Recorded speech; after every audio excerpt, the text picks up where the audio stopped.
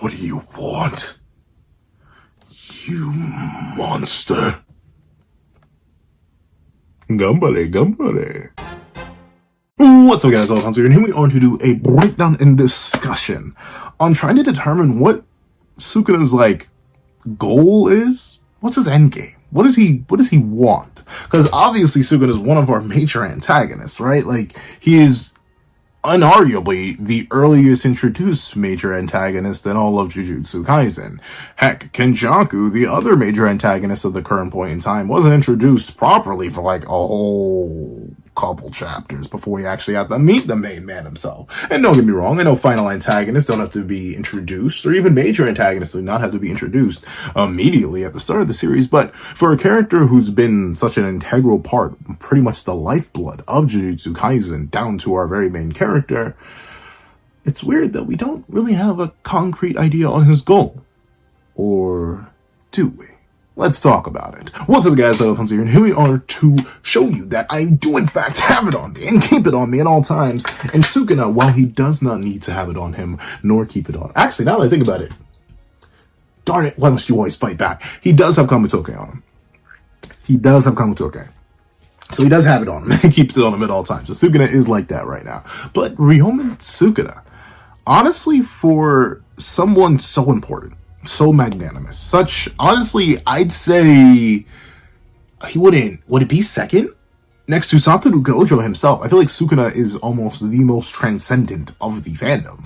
He is a character who people who have never read a single chapter or watched a single episode of Jujutsu Kaisen, next to Satoru Gojo himself, he's the character that most people know the series for due to his style, his nature as an inner demon, his lack of conventional inner demonness. He's consistently in discussion cross communities, but he doesn't really seem to have any sort of path he's very specifically walking down. There's no point where I can be like, yes, that's exactly what Sukuna's going for. Because he's never really established things. Even a character as mysterious and confusing and confuddling as Kenjaku, Big Jaku, has explicitly given us a goal. He simply wants to make the merger and see what it'd be like when it be like that, and transcend the ever-restrictive bonds of cursed energy. That's the main thing Kenjaku wants. We had that clearly explained. We got a whole PowerPoint presentation on a movie screen to properly get the context of Kenjaku's goal. We've had it stated multiple times, from the end of Shibuya to as recent as the Yuki and Choso and Tengen versus Kenjaku fight. We know what Kenny wants. In fact, you could argue he explained it again, super duper recently, at the start of the battle with Takaba. But Sukuna? I mean, I don't know. The fella, he's kind of just here for the vibes. And I'll be real with you. If I had to break down Sukuna and tell you what I think his goal is, I think it is just that. He's kind of just here for the vibes. Because Sukuna is such a character who is so deep within the idea of not caring about anything. Whether it be titles, whether it be backgrounds, whether it be rivals, anything. Sukuna is a man, if you could even call a four-armed, two-eyed, two-faced, well, everyone's two-eyed, well, almost everybody, but four-eyed, two-armed, two-mouthed beast. If you can call him a man, he's pretty simple when you break it down all the way. As Sukuna told Kashimo, hey, bro, I'll be real with you. Love? Kind of worthless. When he told Jogo, hey, broski, identity? Kind of worthless. When he told Yorozu, hey, interpersonal connections? Kind of worthless. He doesn't necessarily care about any of that. And at the same time, unlike Kenjaku, he very clearly does not care about progression. Within the post-battle conversation he has with Kashimo, he's like, dude, I'm gonna go with you real quick. I'm kind of just here to be here. I'm vibing to vibe, because why not? I'm alive, I'm chilling. Let me tell you how it really be like. If I like something, I can keep it around. If I don't like something, it can get sent right out of town. If I'm hungry, I'm gonna eat. If I want to fight, I'm gonna fight. That's life. Sukuna is one of those antagonists who, in my opinion, just doesn't have a very deep, transcendent goal. Yet at the same time, I wouldn't say he's evil just to be evil. I've seen a lot of people characterize Sukuna as that, oh, that's why Sukuna's so boring, he's just evil just to be evil. But I think, in a weird, twisted way, Sukuna doesn't see his actions as evil. He doesn't see himself as evil, but I don't think he sees himself as good either. He doesn't see himself really. In a similar vein to Daido and Mio from Sakurajima Colony, when asked about what they were, why they did this, what their backgrounds were by Kamo, they were like, I mean, if I'm loving you real quick, I don't really care. I'm just here to slice things up, and Mio was just here to sumo. We're just living life because that's what we want to do with our lives. And as Daido very specifically says, I'll let other people determine who I am, what I came from, and my background, because that's what matters to them. It doesn't matter to me. Sukuna's that exact same kind of character. He just wants to enjoy his existence. Sukuna himself has admitted that ultimately he believes, whether it be through the passage of time, whether it be through the very world itself rebelling against him, whether it be something, he believes that his end is inevitable. One way or another, time will pass and move on, and he will be pushed back to nothing. But while he's fighting against that, or not even fighting against that, simply living life, enjoying it, that's just it. He wants to enjoy it. He will savor all the different flavors that humanity has to offer, because that's just what he wishes to do. Sukuna doesn't have a real deep goal. Sukuna doesn't believe in good or evil or concepts such as love or interpersonal connection. He sees the value in people in different ways. He's able to recognize the strength in some. He recognizes the strength of Satoru. He recognizes the strength of Gojo. That's the same person. Of Jogo. He even somewhat acknowledges the strength of Kashimo. But overall, there's no direction to it. There's no pointed nature of that strength. And arguably, that's what makes Sukuna the strongest. The idea that the strength has no real purpose. It just is. Why are you strong? Why do you seek strength? Why do you wish to use it?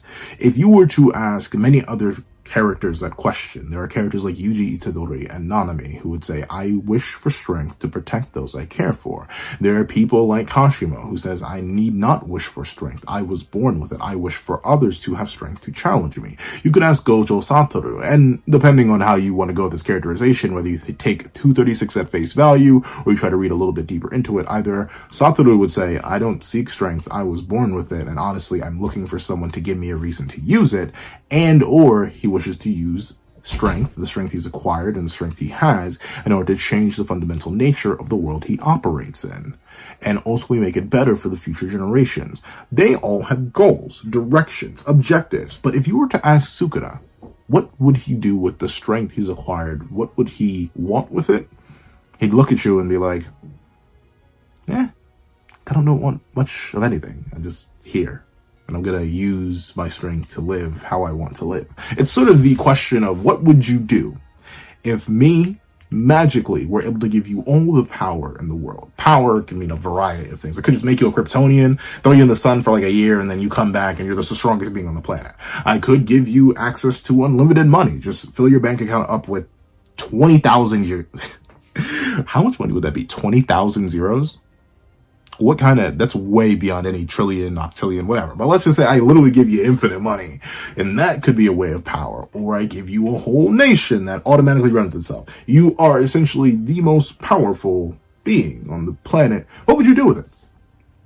Would you want to better people? Would you want to protect others? Would you want to do anything of that?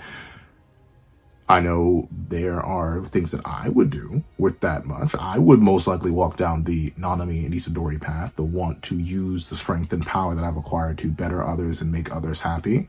But Sukuna, having attained that power, having stood at the peak of the mountain and done nothing but look down for what to eat and what to kick at if it annoys him, and maybe swat away any of the flies that try to fly too high up, ultimately he just wants to use it to stay there. Live life, enjoy it, before the time comes where there's nothing left to enjoy. When, in the end, like all other things, whether it be people, planets, stars, solar systems, galaxies, even the universe, they will all meet their end. But Sukuna, and this ever-present nature of his stagnation, ultimately doesn't really care about any goals or ideologies or plans. None of that matters. And ultimately, in a weird way, I think that makes Sukuna more interesting. And I know that seems weird, right? Like, pencil.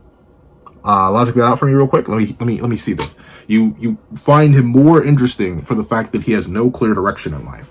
Essentially, what you're telling me is that Sukuna is a guy who's not going to college or anything like that. He just wants to keep living the life he's lived forever because that's it. Yeah, that does seem more interesting to me because it sort of transcends, in a way, despite not wanting transcendence nor caring about it, in a way, due to his pathological indifference, Sukuna's existence is one of consistent passivity, despite the ability to have the ultimate activity. If Sukuna had the same goal as Kenjaku, he could execute it like that. Think about it. If Sukuna wanted to start the merger, who's stopping Sukuna? Even 1,000 years ago, who's stopping him? We see what happened when the Six Eyes Limitless user pulled up, when the Guardian of Fate itself appeared before Ryomen Sukuna. It was like, hey, broski, kinda have to stop you and save my kid. He's currently in half on the ground in the afterlife, chilling with his homies and his teacher and the guy who almost sent him to the afterlife before. Sukuna is pretty much unstoppable. Sukuna is able to execute any goal he wants. He has the power. Just like if I were to give you infinite money, you could pretty much do anything. You could pretty much fix any problem. I mean, heck, if I were to make you Superman and made you a Kryptonian, let you bathe in the sun for a year, bring you back, you could do anything. Anything you put your mind to. But Sukuna is, ironically, in a similar vein to his entire character, and like every other character defined by their strength, whether it be Gojo Satoru or Kashimo Hajime, or even Yuta Okotsu, characters who are blessed, bound by strength, locked in by it, born into it, he's just as chained as them all. And I think that's why his markings work so well. Despite being the strongest, despite having the ability to do literally anything, the ability to complete any will, any action that he simply desires, he doesn't care less. It's not a single ounce of motivation. Because why? Why bother? Why bother when in the end, death comes for us all? Sukuna, ironically enough, despite his willingness to engage with it, despite his willingness to give love to others, despite his willingness to be the wall that people bounce their ideologies, bounce their goals, bounce their dreams off of, Sukuna's more than content to honestly be somewhat nihilistic. If Sukuna was left on, like, maybe not an island because he just escaped, but if you were to lock Sukuna in a void all by himself for time immemorial, no humans, no anything, I doubt he'd even care to escape it. He'd be like, whatever, it's neat enough, it's cool, it's fine, I'll live here anyway. Because it'd be like that, wouldn't it be like that, especially when it be like that. Sukuna is the embodiment of that phrase, where ultimately the connections of humanity are relevant. The, I don't know, physical pleasures may be somewhat relevant to him because he enjoys the taste of humanity and what they can offer him, whether it be in battle or any other way. But realistically speaking, Sukuna couldn't care less about anything that people could care less about. The goal of Sukuna is to almost invalidate and ignore all the goals. It's why I ultimately think he must, ironically enough, it's weird saying Sukuna must be stopped when ultimately Sukuna isn't going anywhere. Sukuna is stagnation embodied. The concept of nihilism given physical form and an overwhelming power to enact that will of no will upon the entire world. And thusly, ultimately, I see why Sukuna, even in spite of his overwhelming power, even in spite of his dominance that holds credence over all of creation itself, he will fall to those who look to the future. He who desires nothing shall fall to the people who want everything.